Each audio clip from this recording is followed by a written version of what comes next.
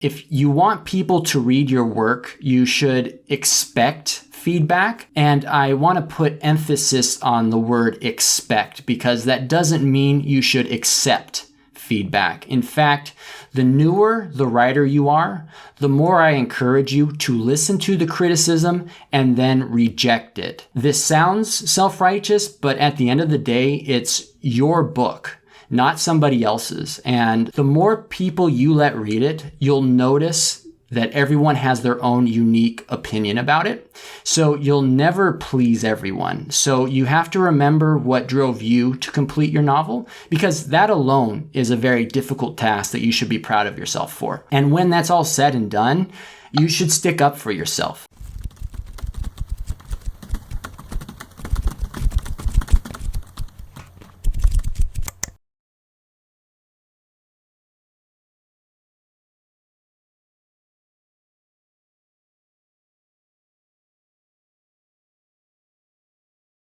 Okay, Callan, I think it's your turn if you're happy to give us a little introduction about yourself, and then if that's all right, we'll ask you questions. All right, sounds great. So first and foremost, thank you to Write, Publish, and Impact for having me, and thank you to Manang Lagaya for setting this up. So I'm very excited. My name is Kaylin Sifferman. I'm from Seattle, Washington in the United States. So my published works include short stories, plays, 4 novels with a 5th on the way, a film, a commercial, and a YouTube channel. I mainly publish under the pseudonym cwschultz. Wow, that's very impressive. Thank you so much. Something for us all to aspire to, I think. Okay, so Kaylin, we're obviously delighted to have you here to draw from your obviously extensive wisdom, and thank you, Ligaya, for inviting him. You're obviously a very prolific writer. What made you decide to start to write, and how long ago was it, and what were your inspirations?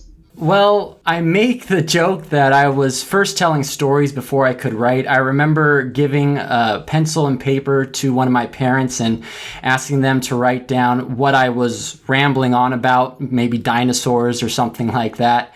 And when I finally did learn how to write, it was basically nonstop. So there are several stories of mine that will never see the light of day. One is a script about vampires that I wrote when I was about 15 or 16 years old. It was a feature-length screenplay.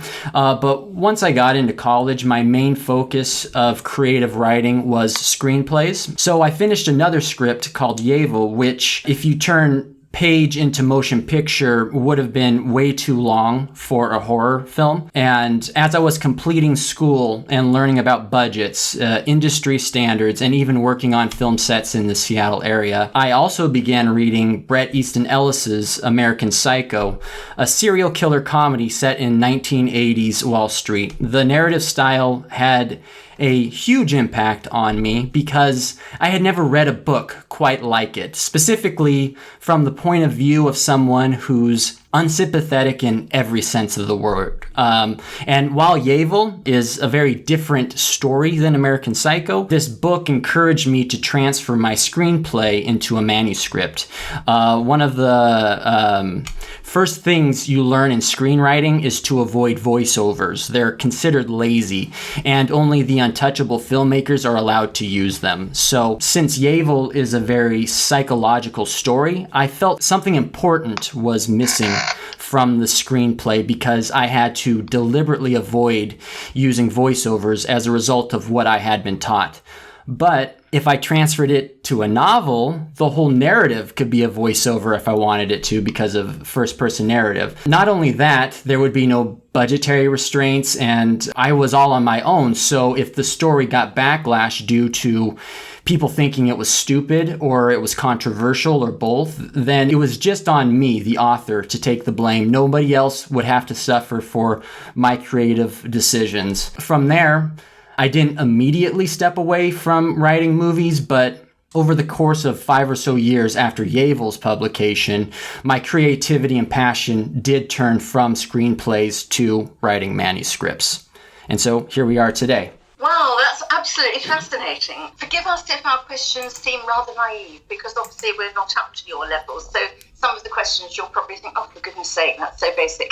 Do you enjoy novels more than screenplay writing? Yes, mainly because there's no budgetary or time constraints with manuscripts. There's so many limitations when it comes to writing a screenplay. Just the way a movie unfolds, there's limitations to what a character can say, do, think, and all of that. And you can really do any of that in a manuscript.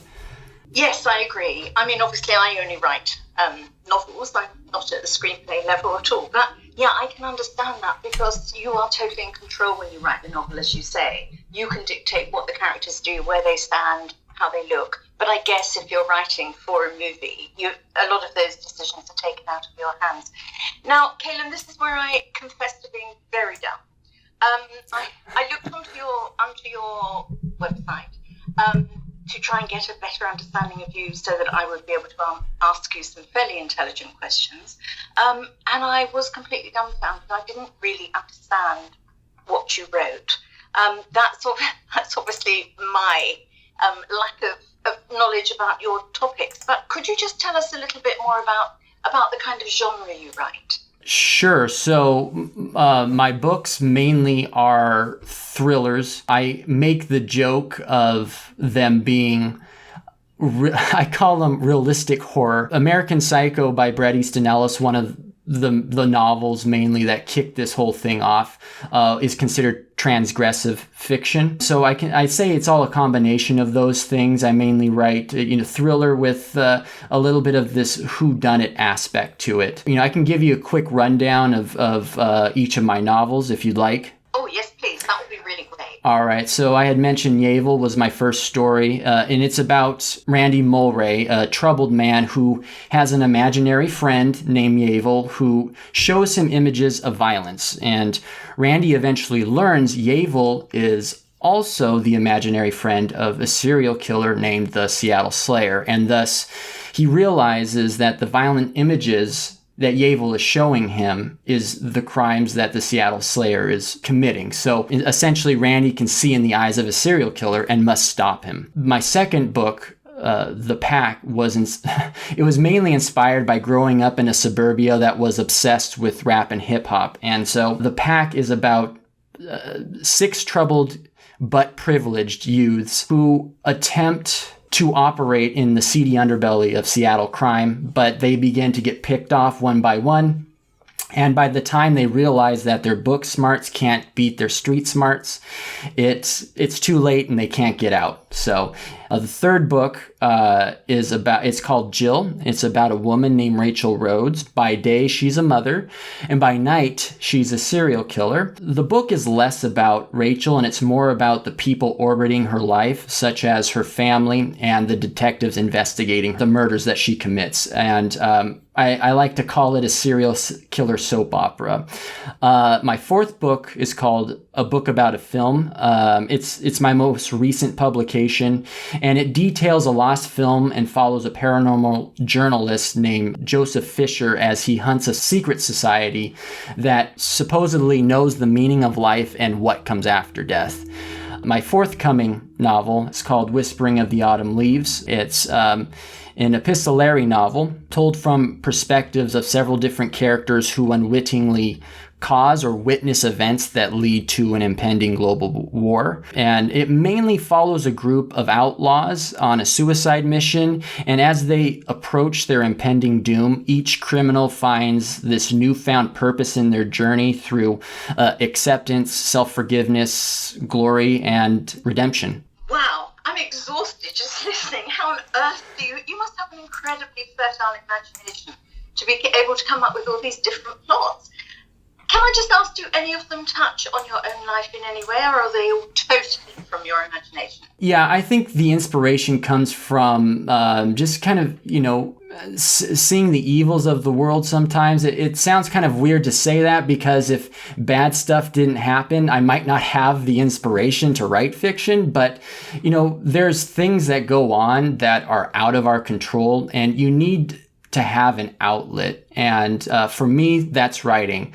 And that might explain why my work comes across as so dark and even violent at times. But, Yet there's always, somewhere within is a strong sense of optimism. And I believe that comes from, just writing is my personal way of remembering that there's beauty and hope no matter how bad things get. Wow. Well, I have to say, Kaylin, that I think probably your personal character shines out in that one aspect of your books. Because as you say, it's although they're dark, they have that kind of golden light in the middle of them. Absolutely fascinating. I've just got one more question, and I'm going to open it up to the rest of our audience so they can ask you. I can't be the only one that asks questions. All right, great. Actually, two things. Do you have to do much research for your books? I mean, I tend to write historical fiction, so I have to do a lot of research, which I love. So for your books, do you have to do much, or do you just draw from your own experience? Yeah, a little bit of both. You take creative liberties in order to make sure that the flow of your story is good and it, stays entertaining and all of that. But, I think every writer should research a little bit what the topic is they're writing about. That way they can try and stay objective as much as possible. It kind of builds the world a lot easier if you're able to do that. Yeah, I agree entirely. And my last question, do you ever get writer's block? Do you ever start writing and then just completely can't think of anything else to say? Or does your fertile imagination just run away? I wouldn't say I suffer writer's block. Sometimes I force myself to write and nothing good comes out of it. So I think, having writer's block might be, sometimes might be a blessing in disguise because it tells you, when to stop, take a rest. And I haven't really experienced that, at least not for an extremely long period of time like I hear some people deal with. Thank you so much. I've so enjoyed interrogating you. Can I now open the field to let everyone else ask you questions? Thank you, Kaylin, and I'll come back to you later. Yeah. Okay, everyone, please ask our guest questions. She's come a long way from Seattle. Yeah, Kaylin, thank you so much for coming. All the way from Seattle. I actually used to live in not in Seattle, but I used to live very small town near Spokane when I was very young. Oh my gosh, which town? I'm sure I know it. I used to live in Ritzville. Oh. Yeah, the little town, probably about 1 hour away from Spokane, I think. I was there when I was exchange student, when I was just only 16. So, I quite like that. Washington, state of Washington, it's beautiful. Awesome. Yeah, so, I was going to say, so how do you get all these imagination? Where do you get that from?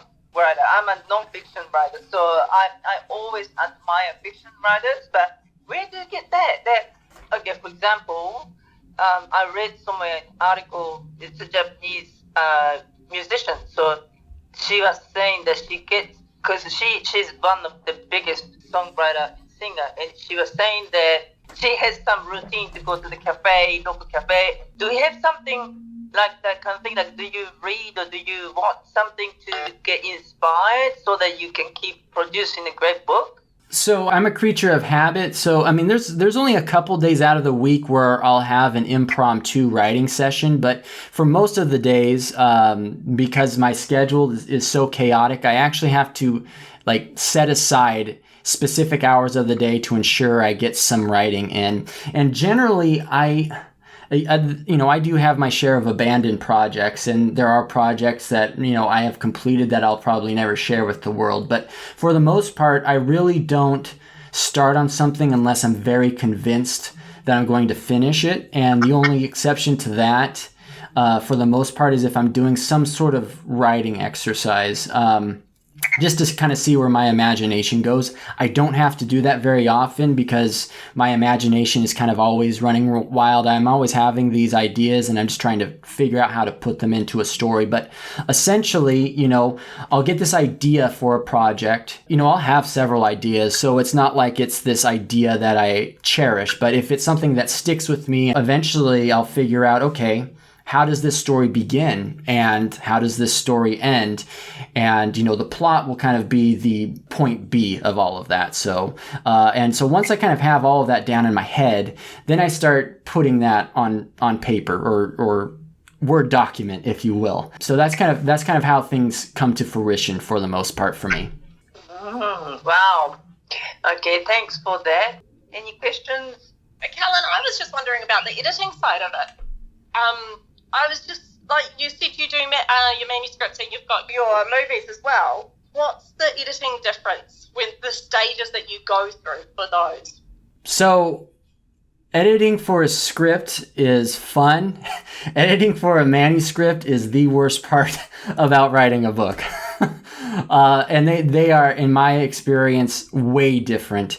Because editing a script really isn't all that word heavy for the most part, and you really don't have to worry about fancy dialogue because, it's a very collaborative project, so people are going to build on that as much, whereas a manuscript, you're almost just checking to see what you did wrong. You're not really building upon something when it goes through the editing process. Oh, wow. Okay. So when you send in your script, like, are they doing the developmental editing, or is it really just almost line editing and then, because I guess you don't really have to worry about proofreading, do you? No, I don't want to submit a sloppy script. So, I reread it, but then, I just, people who have read my scripts, they just sit down and take it for what it is. It's very non-judgmental. And I think it's because, it's going to build and change drastically if, it becomes, a movie. I believe it was Alfred Hitchcock who said that a movie is made 3 times, once when you write it, once when you film it, and once when you edit it. So, I really don't think script is that edit heavy, to be honest with you. Right. So you've done an advertisement? Did you say an advertisement? Yeah. Yes, yeah. I did. It was filmed and everything. Unfortunately, something came up where I think it was like a logo dispute or something like that, but everything was filmed. I believe it was during the editing process, and there was some sort of dispute over the logo, so they never played it on TV. I was very disappointed, and a lot of time and money went into that. So. Oh, right, okay. Yeah. And what about the movie? What's your movie? Yeah, it's a short thriller, and it got second place at the Gig Harbor Film Festival, or I should say, it was the first runner-up. Wow. Yeah, it was exciting. So it was really cool seeing something I wrote, because they played it in an AMC movie theater. So it was really cool to see something I wrote turn into a movie and actually watch it in a movie theater. That would be amazing. So that one was originally written, like you wrote it as a script to be put into a movie. It wasn't the other way around. No, you didn't do manuscript and then change it. No, so the one that was made into a movie, it was always a script. So two out of the 4 books that I created were actually scripts turned into film, and then the other 2 were actually just manuscripts from start to finish. They were always intended to be books. To be books, yeah, and you definitely prefer doing, even though it takes more editing, you like the manuscript side of things more. Yeah, there's things about... There's some magic lost when you actually know what goes into making a movie. I don't even know really what goes into making it, but I feel that when I watch movies that I've read the books of, and I can feel it. It hasn't held the depth of the characters or anything. Right, I'll hand it over. Anybody else? Have you got any questions? Yeah, I've got a question. I'm just wondering, I've never written fiction, but I have heard fiction writers talk about how they begin a story and then the characters kind of take over and take them on the journey. And I'm wondering if that's how it is for you. Yeah, that's an interesting question. I think it was Quentin Tarantino was saying that on a Joe Rogan episode. He was saying that happens to him as well. I usually start with a really good idea, and if I decide to pursue it, I know that that's going to be point B. And then I go back to point A to determine where's the best place to start that story. Is it an entertaining beginning? And, where do I end it? Is it going to be a great ending that's worth, the build up and the reader's time and all of that? So, I think the way my imagination works for the most part is, things start and finish the way I had intended, and the characters fit right in. It's more of what George R.R. Martin calls an architect type of storytelling. My most recent book that hasn't been published yet, I tried to do what he calls the gardener approach, which is you kind of just let things evolve as is. So my most recent book, I tried to do that with the characters, and it did go off into a direction I did not expect, but I deliberately let the characters take over in that instance. Thank you, that's great. So what was it like for you? Like you let the characters take over. Was that an easy process for you, or was that a bit challenging? It was a bit heartbreaking in a good way, because what had happened was I had created one character. Actually, it happened twice, but only once it was really heartbreaking. I created a character, and I intended this series to be 4 books long, and this was one character that I expected to live through the end of the 4th book. And I let the characters take over, and sure enough, about 2/3 of the way through the book, that character dies. And so it was almost like a shock for me as the writer, and I had never experienced that before. And it also happened with another character, a far less likable character, I would say. So the impact wasn't as great, but it really did open my eyes that there is a huge difference to being the architect writer versus the gardener writer. That's interesting. So it sounds like you get quite attached to your characters. Yes, and even though I know when some of them die, there is this state of depression when I actually put their death on paper. My most favorite character that I had ever written so far, even before I started the book, I knew that they were not going to make it to the end. But even though I had it in my mind, I knew where it was going. When I actually wrote that out, I said, wow, this is over. I'm never going to write this character again because they're dead. And I had so much fun writing them. So, yes, I do get attached to my characters. Thank you. That's really interesting. I was just going to ask earlier, and I think you mentioned it, that you have some kind of a mind map planned out before you actually start writing? Yes. And then does that just go by the board as you start writing? In fact, and your characters take over? It looks a lot different, and the mood and all of, like, what I mean by look is, the mood ends up being a lot different than I had anticipated. But for the most part, I don't run into any sort of roadblocks where I'm like, whoa, this story is going in a way different direction than I ever thought or anything like that. But it does turn out in a very different, the delivery is much more different than I had anticipated. So if you, after you'd finished your book, if you went back and wrote out another mind map that went exactly according to the book, and you compared the one you did at the beginning and the one you had written out at the end, they would be completely different. I don't think anyone can write the same book twice. So I think even though I have everything mapped out, it would in some fashion be a different book, even if I went back, hit all the same plot points and all of that. Because I feel like a lot of the magic that's within any writer's words it's in the moment. You do have to be in a certain mindset in order to write a good chapter. So that's an interesting question. Okay, well, that answers my question. Thank you. Yeah.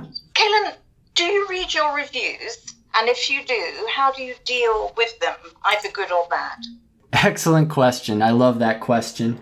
I read my reviews sometimes. What I do more often now, because one of the things that I've been focused on recently is my YouTube channel. I try and read every single comment, and where there feels like an opportunity to reply to the viewer, I always do that. Good or bad. If it's something that they said that was very nice, I just thank them for watching. If it's something that is not good, and I find that it's in some form or another could be interpreted as constructive, I reply to them thanking them for their feedback. And if it's something that's hostile, I just simply ignore it. My advice on feedback is if you want people to read your work, you should expect feedback. And I want to put emphasis on the word expect, because that doesn't mean you should accept feedback. In fact, the newer the writer you are, the more I encourage you to listen to the criticism and then reject it. This sounds self-righteous, but at the end of the day, it's your book, not somebody else's. And the more people you let read it, you'll notice that everyone has their own unique opinion about it. So you'll never please everyone. So you have to remember what drove you to complete your novel, because that alone is a very difficult task that you should be proud of yourself for. And when that's all said and done, you should stick up for yourself. I mean, you don't have to, defend yourself and tell whoever's reviewing you they're stupid. Just simply don't listen to them. Or if they are trying to be constructive, just thank them for your feedback. And if they say something nice, thank them for your encouragement. But if you look at some of the greatest works, not just in literature, but music, theater, and film, you'd be surprised how many classics didn't receive praise until several years later. The work that gets forgotten is the stuff that plays it safe and tries to appease everyone. And satisfying everyone is impossible. Otherwise, we wouldn't have genres. Different readers have different tastes in what they're looking for. So write what you want to read and don't worry about anyone else. That's great advice. Thank you. I'm very glad to hear that. When I wrote my first book, I was terribly excited and I got a few really good reviews. And then I got 2 not so good reviews who basically didn't like the content. And then somebody said to me, Pat, that means you're a proper writer now. You're a proper author. Once you start to get bad reviews, it means people are actually bothering to read your work and it's good enough for them to have an opinion on. So that really helped me. So now I kind of pass that bit of wisdom on to everyone else, saying, once you've got a few bad reviews, you're a proper writer. And now that I've got quite a lot of reviews, those just look a bit petty and silly amongst all the rather glowing ones. So thank you for that. That was great. Okay, so that's my questions done. Anyone else? We've just got a few more minutes. So if anyone else has got anything. Yeah, okay, Karen. So I have one more question. Since most of us, we are the very beginner writers. So I want to ask you, is there any tips that you can give it to us how to market the books? I'm stealing advice from someone else. It's a great question, but I think it's unique to every situation. If you're self-publishing especially, I think you have to accept that the old saying, you need to spend money to make money. And I don't think, making money should be a writer's top priority. But even just getting people to read it, I think you need to expect to invest in some sort of advertisement. Marketing is really, really hard, and it can be very, very defeating because you might spend money and it doesn't do anything to help. I mean, there's just so many people throwing money at advertising for so many different things, and it's just so easy for something to get drowned in. So I think the best way to market yourself is to look where you found a lot of the things that you ended up becoming interested in, and try to be a voice in that community. That's probably the most promising way, aside from spending a lot of money to try and get attention. So, but it's a very difficult thing. Thank you so much. I agree. I think marketing is one of the biggest things for all the authors. Great advice. Thank you. Since we are all new writers and new to this, Callan, is there any advice about any pitfalls or anything that you, with your writing journey, that you've experienced that you like to share? So, like, I've done this and I've done that. Any pitfalls that you've experienced in your writing journey, so we don't do the same mistake, or if there's any mistake that you feel you've done. That's a great question. I think I can go.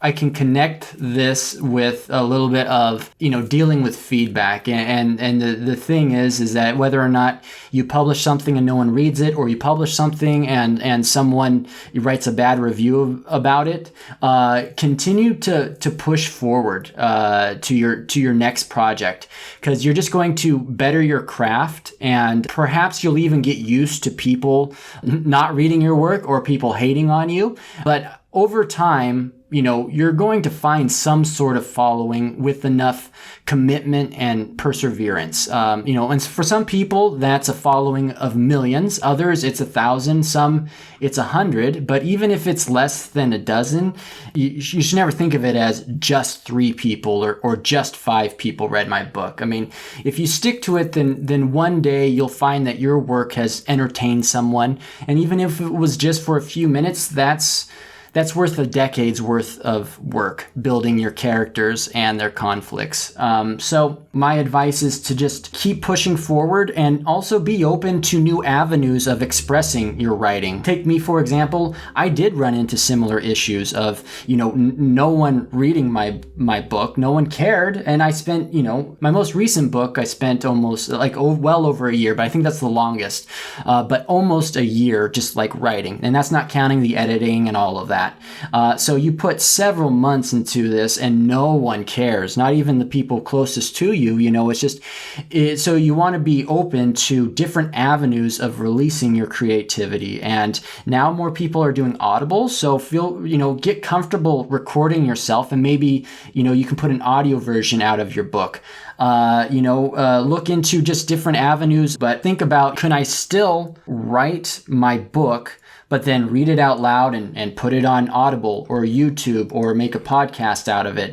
So you just want to look for different avenues to express your writing creativity also. So my advice, just push forward and keep an open mind. Thank you so much, Callan. Does anyone else have anything they want to say to Callan? Yes, I do. I was just going to say that the answer to Legaya's question about investing in different avenues of your book, and I always thought that because mine was an art book with accompanying photographs and all that sort of thing, but maybe using each chapter as perhaps a podcast or something like that, something audible, has given me a new idea. Thank you. I really appreciate that. That's awesome. You're welcome. And I have very vivid memories as a very little kid watching illustrated books on TV. So there's ways to also do picture books, in a podcast format. I mean, I recommend the visuals since it's a illustrated book. But yes, absolutely. That option is still there for you as well. Yes, I hadn't thought it was, so I'm quite excited to hear that perhaps it is an option after all. Thank you. Yes. Callan, I'd just like to say thank you so much for coming. You have been incredibly inspiring and encouraging, and I know I speak for all of us when I say that. It's just been a joy to listen to you. So thank you very much indeed on behalf of all of us. All right. Well, thank you, everyone. I had a great time. This was very fun. So if it doesn't sound too redundant, I'm happy to come back again. That's wonderful. Thank you, Callan. And maybe when you've written another book, you'd like to come back and tell us all about that one. That would be good. Definitely. Or just if you want to come and impart some more wisdom sometime, we'd be delighted to have you. Thank you.